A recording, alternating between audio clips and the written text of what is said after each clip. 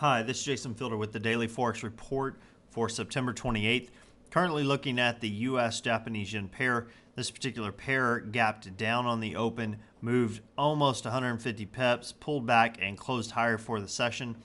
We are looking for this pair to start moving sideways, but with a heavy bias to the downside. Look for this pair to possibly go as high as 90.11 and hit resistance there. Look for it to hit some support around 89.49. Now, let's switch over to the Euro USD pair. Let me get rid of some of these trend lines. There we go. This pair closed down. It did gap up. It has retraced that gap already. Did it fairly quickly. This pair is moving sideways with a bias that is sideways. We'd have to get a close below some of our support points for it to switch to moving to the downside. Look for this pair to potentially move as high as 1.4670, possibly as low as 1.4491. Look for some resistance around 1.4741 and look for some support around 1.4565. Okay, now switching to the pound US dollar pair. This pair gapped on the open as well. It has moved through the previous Friday's close.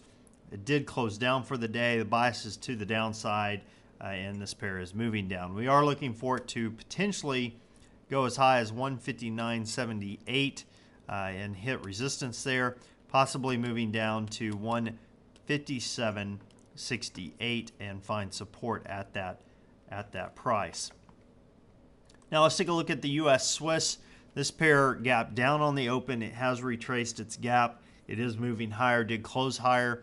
Biased is still sideways, but that could change if we get a break past some of these resistance levels. Now look for this pair to potentially move as high as 1.0436, possibly as low as 1.0186.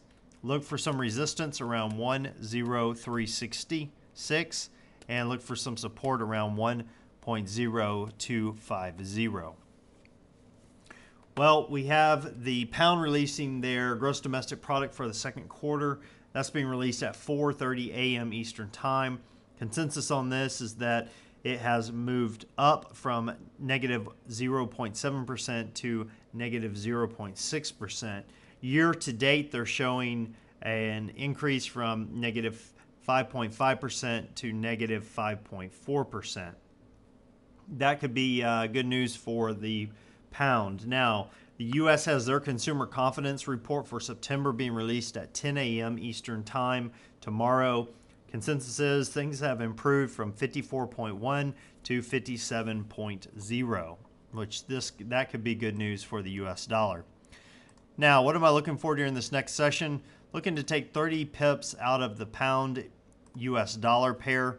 This particular pair is consolidating down to some degree. And let me show you, kind of draw my trend lines here. We have a potential for a short if the market were to move lower. Basically looking to enter right here and move down about 30 pips down to this green support line.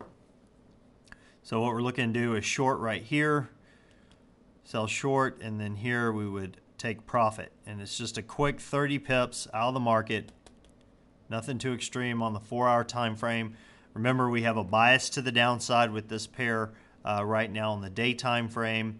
So the likelihood of us breaking through and just basically taking those 30 pips out is pretty high. We have previous support at this level.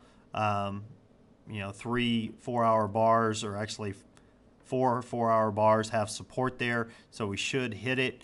We have gone past it, which is also good news. If you want to turn this into a little bit larger trade, go ahead and sell short here, go to break even at this point. So we'd short, break even, and then look to take profit at this session's low. That's another way to play this.